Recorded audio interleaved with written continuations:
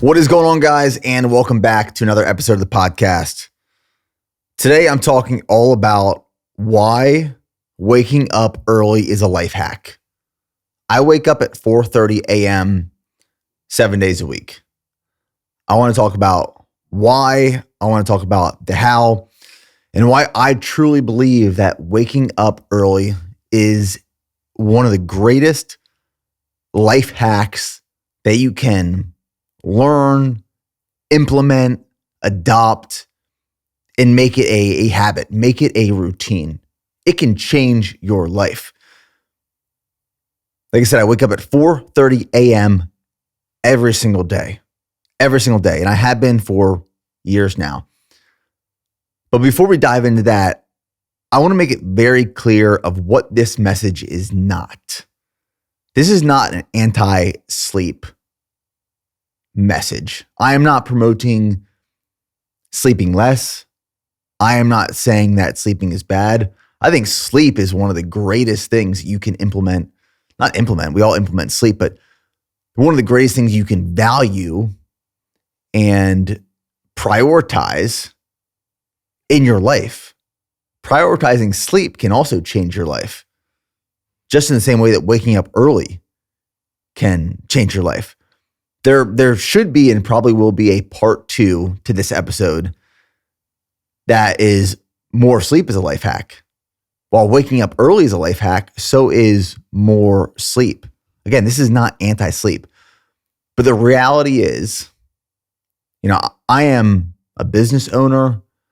I am a husband. I am a father to 2 young children.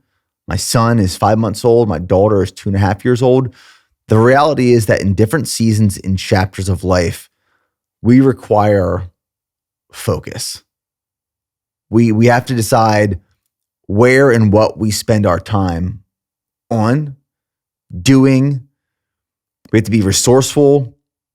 And there are trade-offs. There are opportunity costs to where we decide to spend our time, on what, doing what, with who. And the reality right now for me is that there are some nights where I do not get a lot of sleep. There have been a lot of those nights over the 13 years of building my company and being in the military and leading a team and building a family.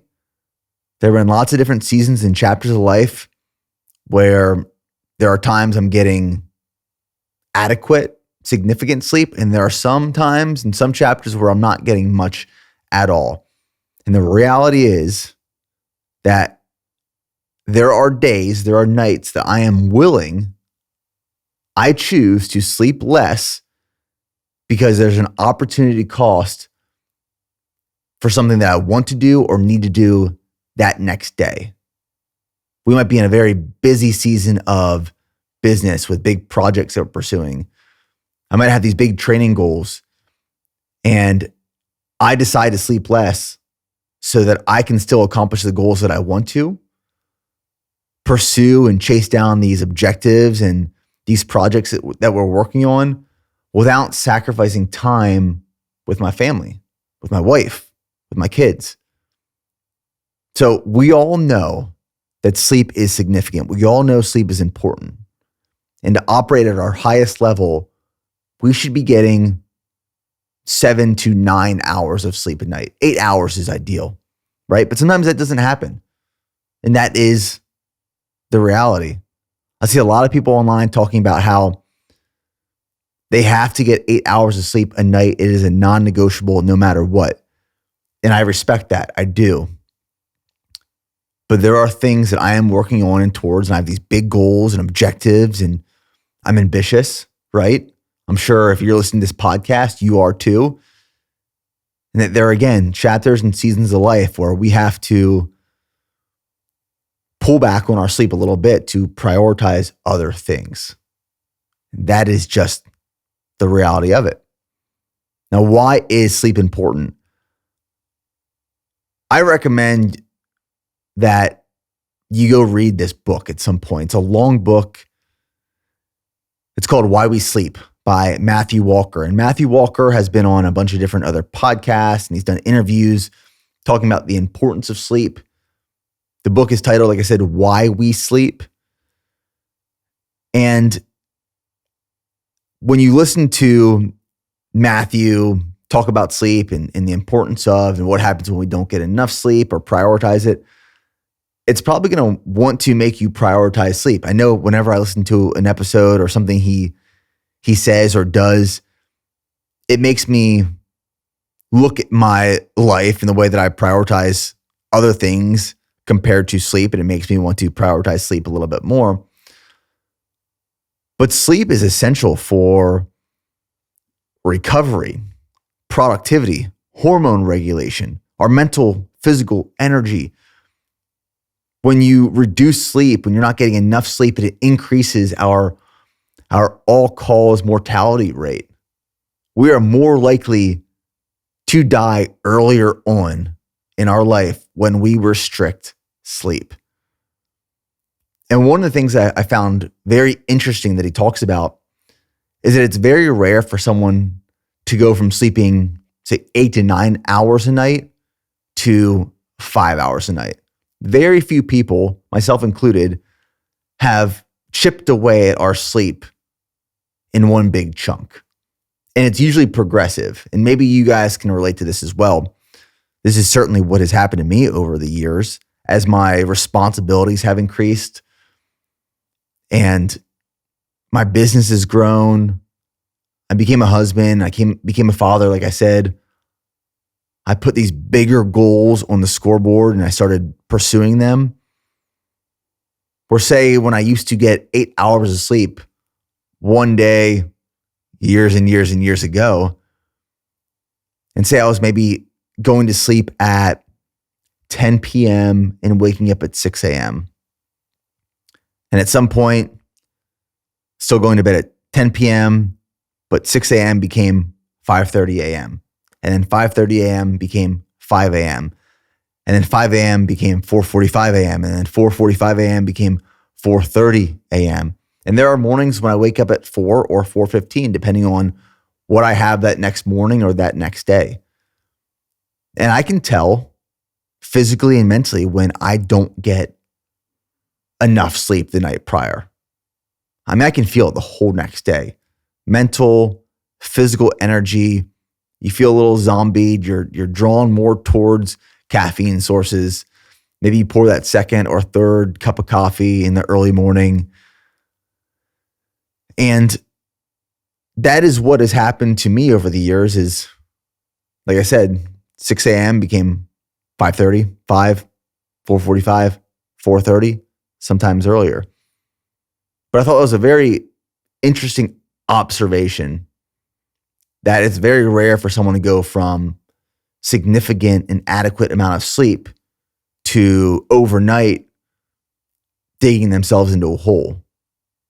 As our responsibilities increase, as we pursue greater and harder and more challenging, we start pulling back on that sleep time.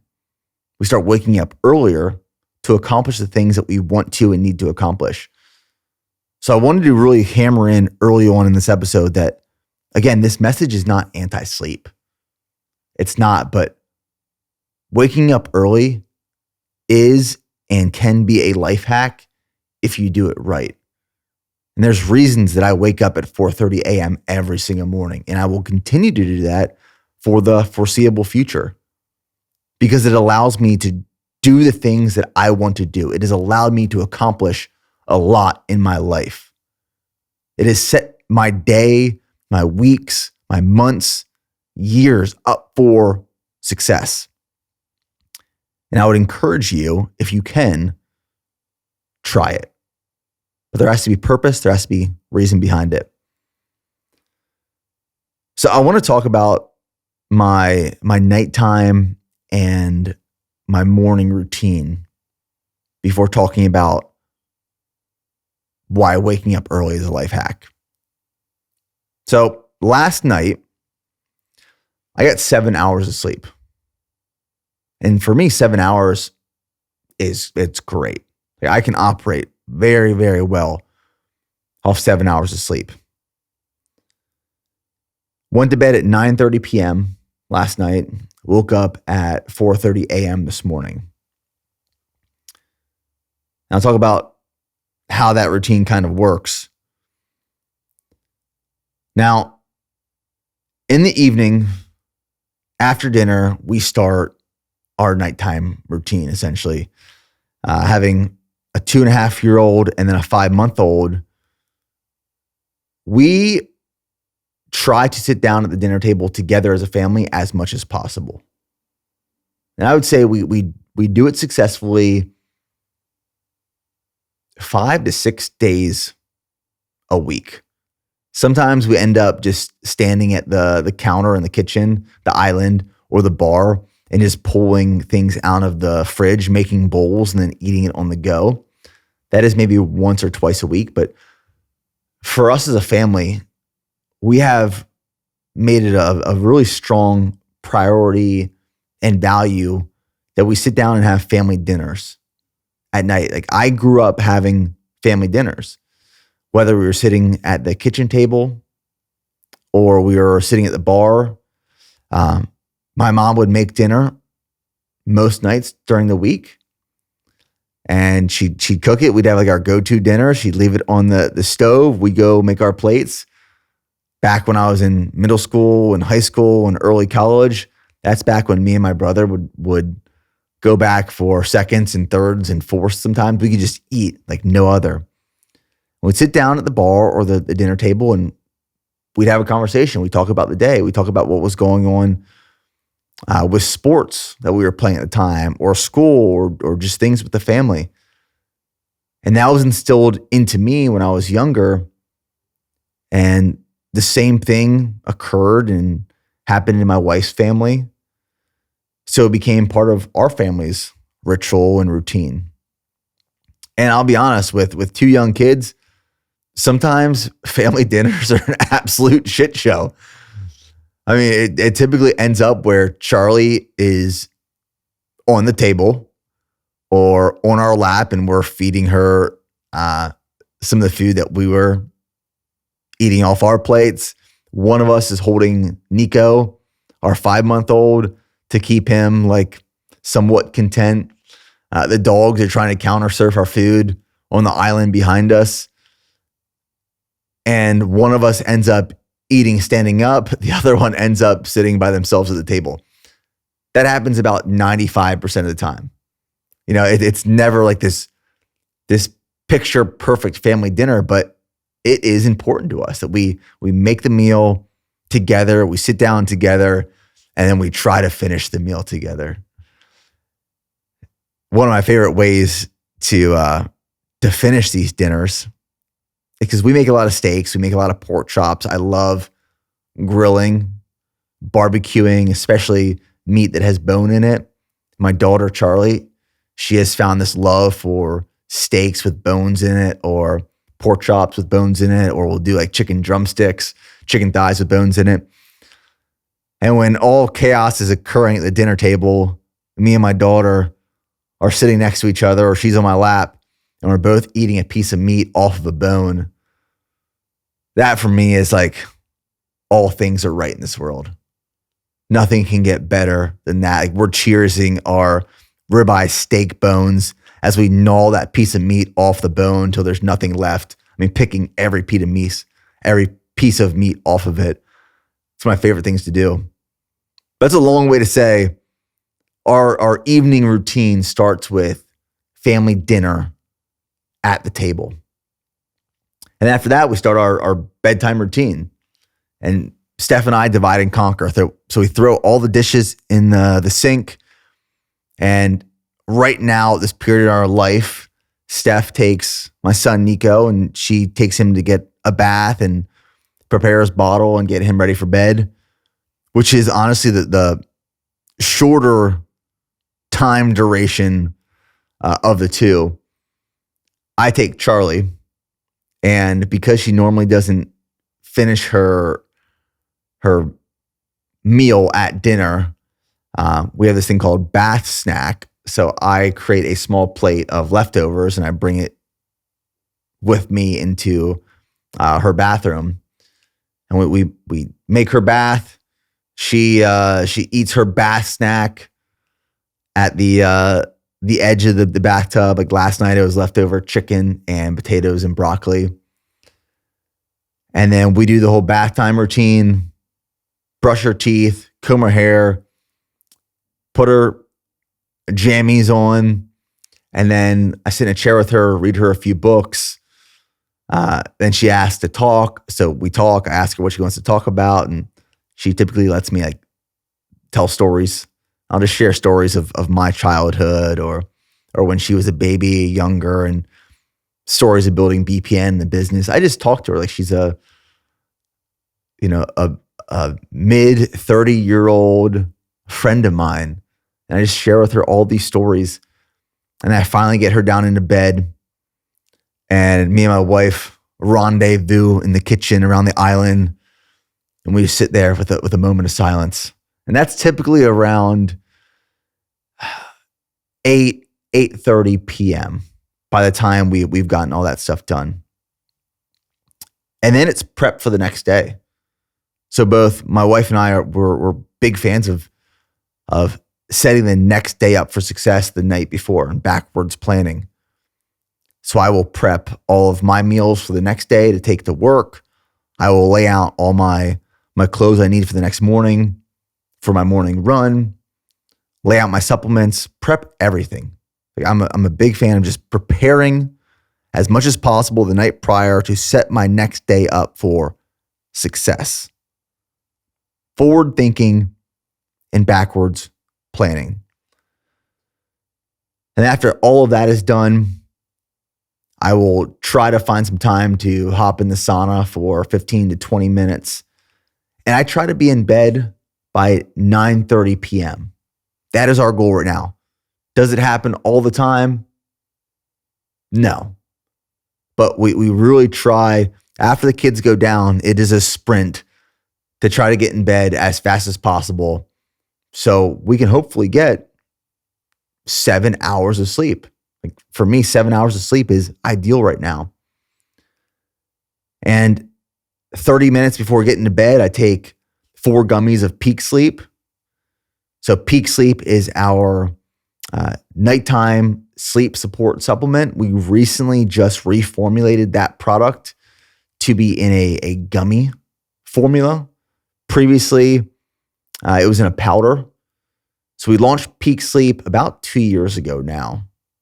And it was initially in a chocolate and in an apple cinnamon flavored powder.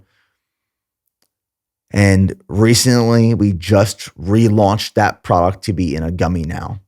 So 4 gummies per serving. They're absolutely delicious. I look forward to them every single night. Like I said, about 30 minutes before going to sleep. It's hard sometimes to just eat 4 because they are that good.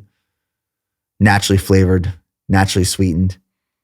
And the goal with Peak Sleep is that we didn't want to create a product that would knock you out, put you to sleep, so that you woke up the next morning feeling tired and groggy and fatigued. I've used sleep supplements in the past that have done that. They were habit forming. Peak Sleep is non-habit forming. And I personally don't enjoy using melatonin because when I use melatonin, I'll wake up the next morning feeling groggy, fatigued, and tired.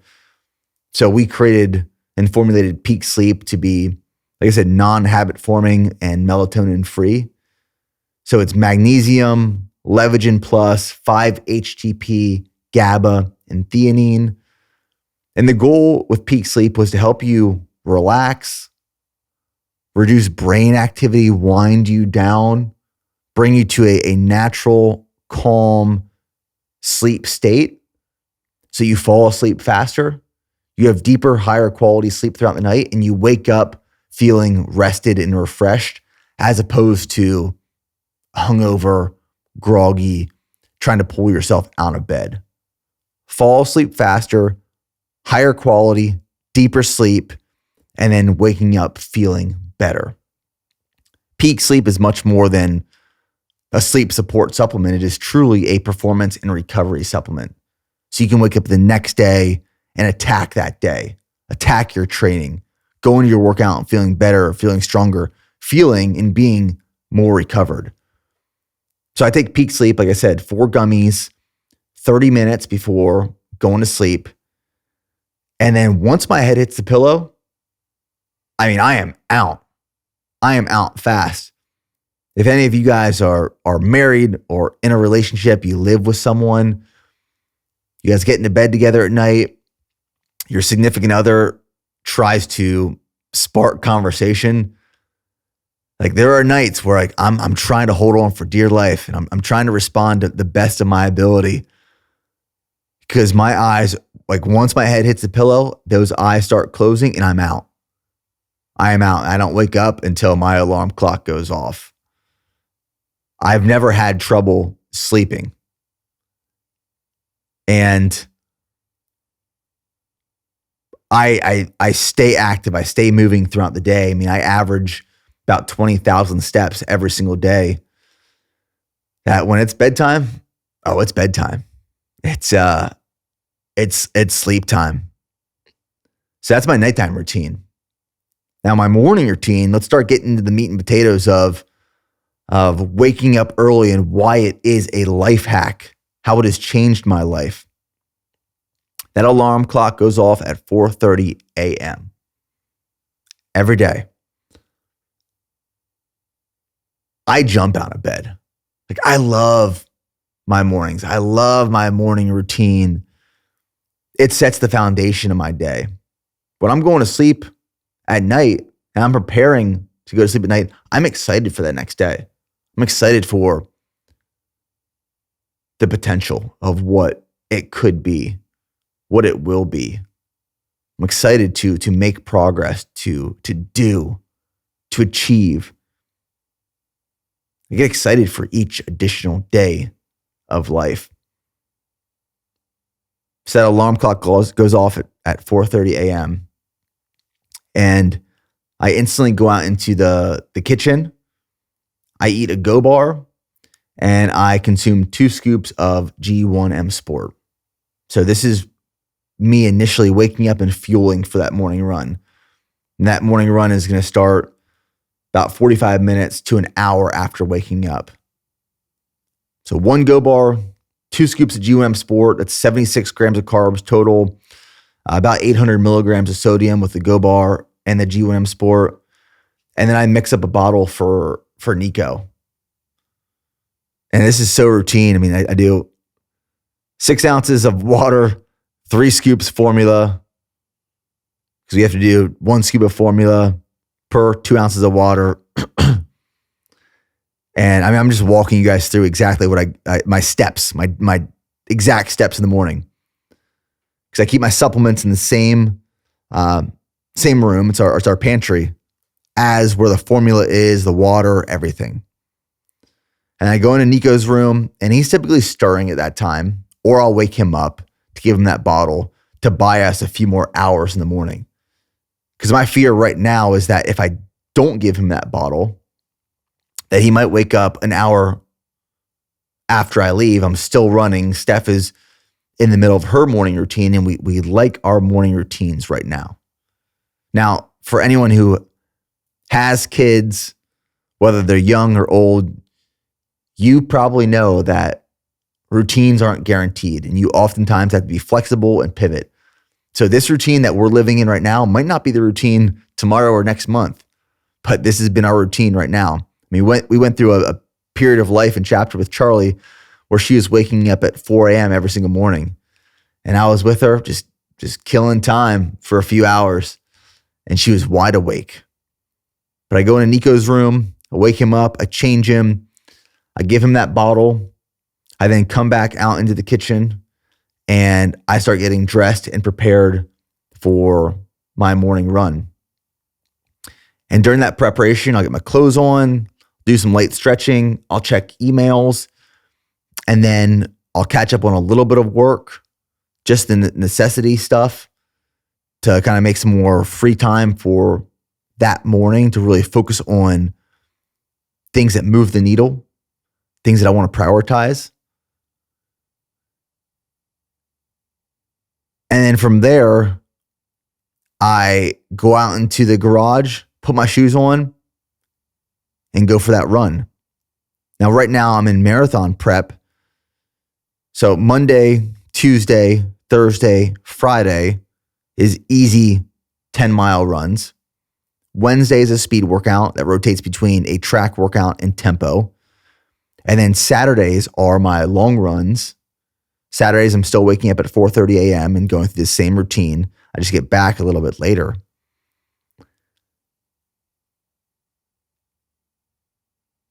And right now I'm running roughly 65-ish miles a week, being coached by Jeff Cunningham.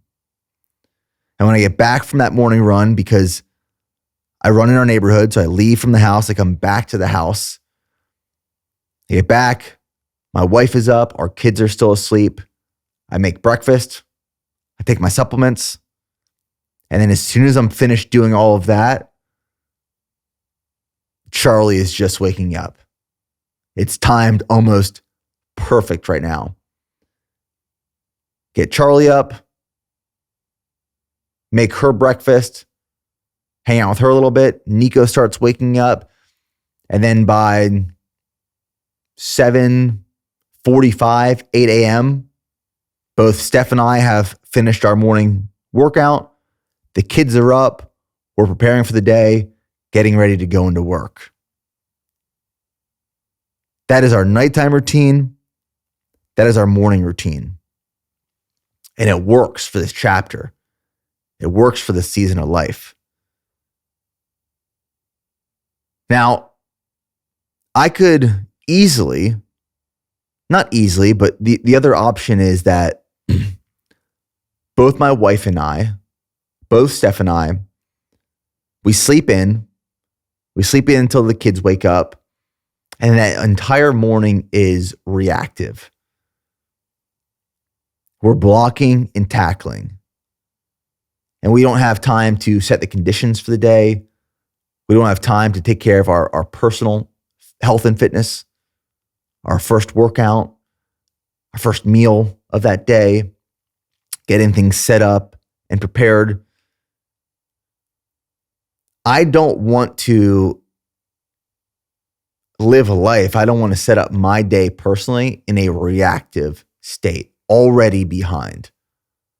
I want to start each day in a proactive state. I want to set the conditions for my morning. I want to create the time and space so I don't have to find it later. If you create the time and space, I think this is very important. If you create the time and space, you don't have to find it later. Think about that. If I create the time and space early on in the day, if I wake up early and create that time and space for myself, for my relationship, for my spouse, for my health, for my family, if I create that time and space, I'm not forced to try and find it later. Like I mentioned earlier on in this episode, there's opportunity cost. And there's trade-offs of where we spend our time and our energy. We personally are responsible for creating the time and space to get the things done that we need to do in order to reach the goals that we've established. And when you're in a reactive state of mind, when you don't set the conditions, when you're trying to find time, you are, I would argue, being irresponsible. And there's a massive trade-off. There's a huge opportunity cost when you're trying to find the time. I want to knock out my responsibilities. I want my personal responsibilities. I want to set myself up to accomplish my goals, set the conditions, show up for my obligations early on where I can create time and space so I don't have to find it later. Because what happens if you don't create the time and space early and you're trying to find it later, is that opportunity cost, that trade-off is time with your family, energy away from your family, time away from your job, your work, your professional goals, your other personal goals outside of what you could have done early on in the morning. You don't have to wake up and go for a run. You don't have to wake up and work out. You don't have to wake up and prepare your meals or make breakfast or any of those things. That's what works for me. But imagine the things you could do based off your other responsibilities and obligations in life with those early moments early in that day when you're creating the time and space as opposed to trying to find it later. This for me is the greatest life hack that I currently implement and have adopted into my life because of the season and chapter of life that I'm in. Like I said, I'm a husband, I'm a business owner, I'm a leader. We have 40 full-time employees here at BPN HQ that I am responsible for. And I have 2 young kids, a 2.5-year-old and a 5-month-old. There's a lot of uncertainty in my day with those responsibilities and those obligations. And when there's a lot of uncertainty in the back half of your day, things happen with business, you're putting out fires, meetings pop up, meetings go late, kids get sick, dinner goes late, the kids don't go down for their normally scheduled bedtime. The routines are great, but responsibilities are greater.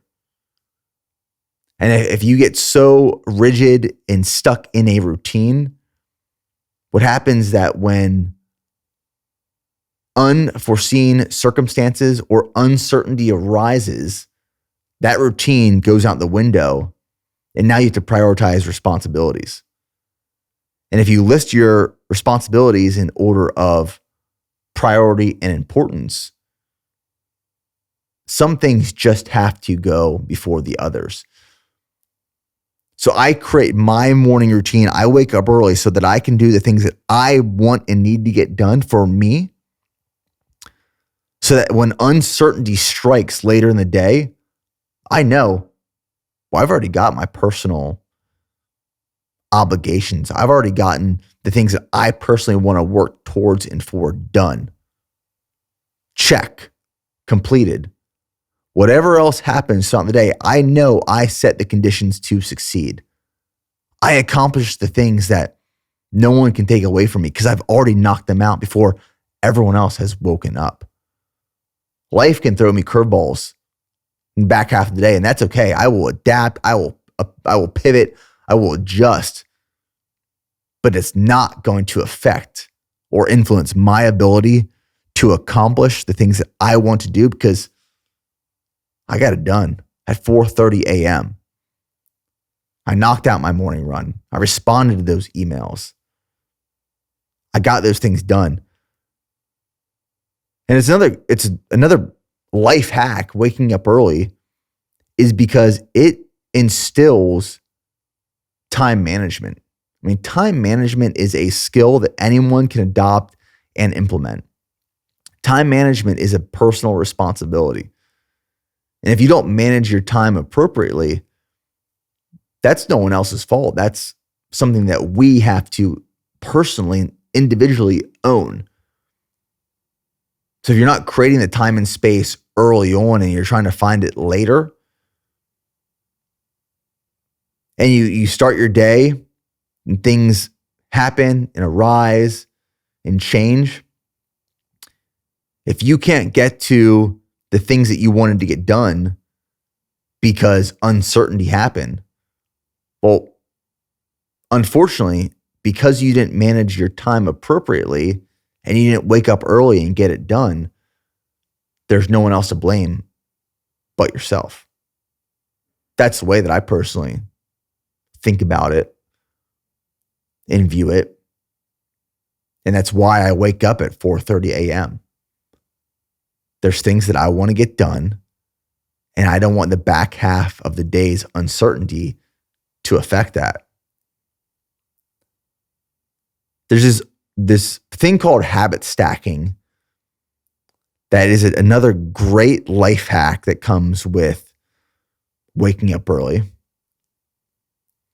And the way that I personally stack habits, there's a bunch of different ways that I stack habits throughout my day, but early on, this is a good example, is that when I go for my morning run, I also either listen to an audiobook or a podcast. What I used to do before having a family, before I had all of these responsibilities and things that I had to show up for, and when there was more certainty in the back half of my day and throughout my day, I would separately go for my run, and I would separately read a book, listen to an audiobook, listen to a podcast.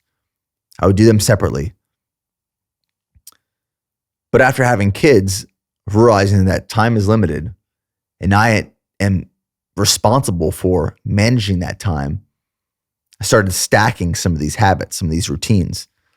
So I now listen to an audiobook or podcast while I'm running.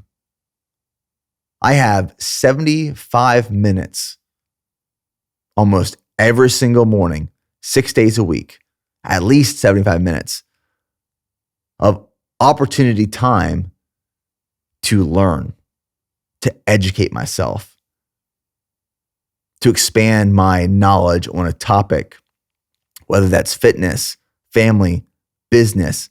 I'll listen to sermons sometimes on my morning runs instead of an audiobook or a podcast. I can listen to an audiobook in about a week and a half right now. I can consume so much information and gain so much insight and perspective and knowledge by habit stacking. Now, I'll be honest, when I first started running and running was more challenging for me, and I'm going to use this as an example, but it's applicable to all things. Like habit stacking typically cannot be done overnight. You can't go from doing nothing to doing two things at once. When I first started running, running was challenging. Running was hard. Running was uncomfortable. And the entire time I was running, I was trying to fight this mental resistance to want to stop, to want to quit, to want to slow down. If I would have tried to listen to an audiobook or a podcast or anything while I was running back then, I wouldn't have consumed any of that content. It would have been background noise the entire time. I would have been so focused on the run and my breathing and the effort that I wouldn't have been able to actually digest anything that was going through my ears. But over time, you get better at one thing, you become more efficient, you can almost go into autopilot. And what started happening, the more I started running, and it became easier and it wasn't as much of an effort, and I could just go into an autopilot type scenario, my brain would start wondering. I would forget I was actually running. And I would think about issues I was dealing with in terms of the business, or I think of new creative strategies to market the brand, things that I wanted to accomplish. I would just start thinking, like my brain would go all over the place. It'd be firing on all cylinders when I was running. And realizing then that I was becoming more efficient, running was becoming easier. My mental bandwidth and capacity wasn't consumed by the challenge of running, but it was going elsewhere. That's when I started exploring listening to audiobooks and podcasts and consuming content while running. And I was able to habit stack when one thing became, I don't want to say seamless, but I became more efficient at that one thing. We can't expect to be able to habit stack early on instantaneously. But as we become efficient at one thing, and I don't want to say we master it, but it becomes easier. We then can add more habits on top of that. So now my mornings are habit stacked. So it's a life hack in itself. Habit stacking, where I'm knocking two things out at once. I'm killing two birds with one stone. I am getting in my workout. I am working towards my physical fitness goals, this marathon goal.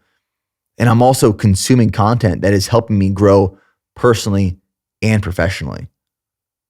That 75-minute run in the morning is some of my most productive time in my entire day. That sets the conditions. I know my kids are still asleep. I know my wife is going through her morning routine back at the house. It's still dark out. The world itself is waking up. My emails aren't blowing up. Phone isn't blowing up. There are no distractions. There's nothing pulling me out of that headspace. That time is mine. That time is for me. That time that I created, that time and space that I created is setting the conditions for a successful day. That time is certainty. I don't have to fight uncertainty. I don't have to fight disruptions or disturbances. That is my time because I created it. I'm not trying to find it later on. I created this time for me. Again, it's why it's one of the greatest life hacks that you can implement. Waking up earlier. Some people are morning people. Some people are nighttime people. I recognize that. I personally have always been a morning person. I love the mornings. So maybe waking up early doesn't make sense for you, and that's okay. I'm not here to say you have to wake up early. I'm here to share what has worked for me and why I wake up at 4:30 a.m. and why I continue to wake up at 4:30 a.m. Like I mentioned, when it's early and it's dark and it feels like the entire world is sleeping, my phone isn't going off, emails aren't pinging, Slack isn't being flooded, which Slack is the messaging platform we use for the business. There's very limited distractions, but there's a lot of focus. And that's where I get a lot of deep work done. That's where I get a lot of intentional thinking done. That for me is solitude. I was actually having this conversation with Sahil Bloom a few weeks ago when he came on the podcast, and we were talking about solitude and how important it is for us to spend time by ourselves in our own thoughts. And I found it very interesting where he asked, of this time you are by yourself, do you still have your phone with you?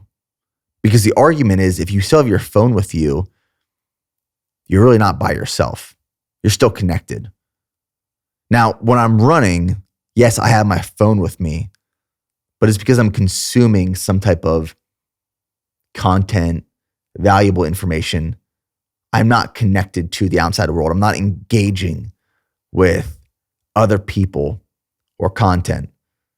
So there's an argument there. Am I alone? Is that real solitude? My argument is yes. Because even when I'm listening to these audiobooks and these podcasts, sometimes my brain will drift off. And that audiobook, those words, those sounds, the conversations, they become background noise because the content itself has sparked some sort of thought, provocative thought that I am now exploring in the depths of my mind. And I eventually come back to the content, but I will oftentimes tune out what I'm listening to and explore these caves of discovery in my mind as I'm running. So there's almost like a third habit stack on top of the additional two. I think it's important that we all create some sort of time and space for deep work, for solitude, for intentional thinking. Because if we don't have that, it's really hard to visualize the potential of what we're working on or towards. When we're constantly distracted, when we're constantly connected, at least I know when I'm constantly distracted and connected, it's really hard for me to form my own thoughts, opinions, perspectives, visions. Some of my best visions and ideas come when I'm by myself in silence. I'm on a run. I'm consuming some sort of content. I let my brain just wander and go elsewhere. Those are some of the most powerful moments of my day. And I know for a fact I couldn't find that during my lunch break. I couldn't find that in the evening because I'm mentally and physically fatigued at that point. The morning for me it's a fresh start. It's a clean slate. My mind is clear. My mind is fresh. My thoughts are new. And I want to utilize that type of energy as much as possible. That same energy isn't there. Those same thoughts aren't there midday, after work, in the evening, before bed. They're most clear in the morning, right when I wake up. And I want to take advantage of those as much as possible. So for a lot of people, the question is oftentimes, well, how do you start waking up early? And I kind of teed this up, earlier on, saying and talking about how Matthew Walker has explained that most people don't go from 8 hours of sleep to 5 hours of sleep. I think it's best to find consistency in the times you go to sleep and the times you wake up. And if you can be consistent with when you go to sleep and when you wake up, you can build routines around that. So you might have to slowly teach your body how to wake up a little bit earlier. And with that, you might have to start going to sleep a little bit earlier to make sure you're getting enough sleep, to prioritize sleep still. Which, again, depending on the chapter and season of life you're in, might be hard, might not even be possible right now. That's the truth, depending on your work and your job and your responsibilities and your family and all of these different things. But if you can, if you're willing and able, maybe right now you naturally allow yourself to sleep until 7 a.m. And then you're reacting to the day in the morning and you're just trying to get caught up to get ready for work and get to your job. Well, instead of waking up at 7 a.m., maybe you start waking up at 6:30 a.m. Then a few weeks later, you wake up at 6 a.m. Then a few weeks later, you wake up at 5:30. Then a few weeks later, you wake up at 5. And you start slowly teaching your body how to wake up earlier. Again, and maybe at the same time, going to sleep a little bit earlier. Allow for this adaptation period so it's not 0 to 100. But I think it's really important to establish a routine. You don't have to be married to this routine. You don't have to do this routine religiously every single day. I mean, my morning routine is pretty locked in. And I probably have like a 95% success rate with this routine and being dialed and locked in because it works for me. But I think it's important to establish a routine, nighttime and for your morning, because that will help facilitate the consistency. And consistency around sleep, around these evening and morning routines is critical. It's very important. But almost more important is having a plan. Like when you wake up earlier, how are you spending that time? Are you waking up early just to wake up? Are you waking up early, going to the kitchen, making your coffee, sitting there at the table saying, now what? Well, how do you want to utilize that time to be productive? How are you going to maximize that part of the day where again, distractions are limited, your phone's not blowing up, social media isn't pinging left and right, notifications aren't blowing off the walls. Limited connectivity early on in the day is easier to achieve than mid-morning, afternoon, evening. But having a plan, like making a to-do list. What am I going to do within this routine every single morning and manage my calendar as effectively as possible to make sure I'm maximizing that time? Like, I'm a big fan of to-do lists. I have a to-do list on my phone. It's locked at the bottom, the bottom screen where I have like my phone icon, text messages, email, and my to-do list. And my to-do list, I'm constantly adding things to it throughout the day and checking them off, adding to and checking them off. And if I don't have anything that's extremely demanding in the morning when I wake up as I'm going through my routine, I will just try to chip away at that to-do list, get as much done early on as possible.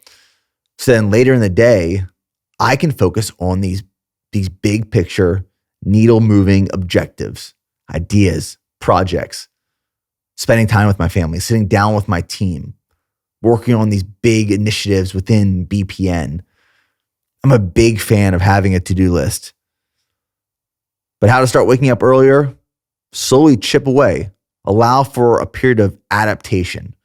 Don't go 0 to 100. Have a plan and manage that plan appropriately. Why this is going to potentially change your life and how it's changed my life is this concept of front loading your day. And this is all part of forward thinking and backwards planning. But the way I think of front loading my day is I want to get as much done as possible earlier on in the day. I'm going to create the time and space, as I've already stated, early on when my energy is at its highest. I just woke up. I'm rested. I'm refreshed. I'm recovered. Mental and physical energy is at its highest. There is limited mental fatigue from conversations and actions and behaviors and movement. Like, you are at your best earlier on in the day. I want to front load these very important things that I'm working towards when my mental and physical energy is at its highest and its freshest. And when you front load your day, it also reduces the risk of not getting things done later on in the day. And for me, it allows for what I consider free evenings. And if I think back to my life years ago, again, when business responsibilities weren't as demanding, I wasn't married, I didn't have kids, I could spread my workload pretty evenly from the time I woke up to the time I went to sleep. I think back to when I first started documenting this whole journey on YouTube. I would start filming videos at 6 a.m. I would film until 5 p.m. while running and building the business. Then I'd have dinner, and then I'd sit down on my couch and I would upload all of the footage from that day into my computer, and I would edit that YouTube video from 6:30 p.m. until 11:30, midnight. Spent hours editing, upload, do the whole thing the next day because, again, my responsibilities weren't as demanding. There was more certainty in my day. I could space things out, but now, as responsibilities are greater, I can't space those things out because, again, responsibilities, obligations. So if I front load as much as possible, and that's why I wake up early at 4:30, front load as much as possible, my evenings I consider free. And when I get off of work and I get home, that time is now for my family. That time is to prepare meals together. That time is for our bedtime routines. That is just time where I can be present and active with my wife and my kids. And again, there are seasons and chapters where I have to work during those hours or travel, or something is very demanding and a project needs to be pushed forward. And I'm not always at home in the evening, or we can't always do family dinners.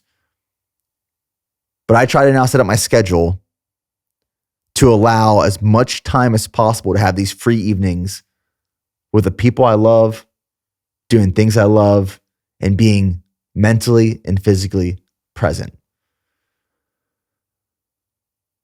That's why I wake up at 4:30 a.m. every morning. And that's why waking up early is a life hack. So, thanks for tuning in, guys. Appreciate all the love and support. This is something that has honestly made a big impact on my life. And there's a reason I keep doing it every single morning. There's a reason it works for me. And I believe that if you want to create the time and space, waking up earlier can be a life hack for you, so you're not forced to try to find that time and space later. So we'll see you in the next episode.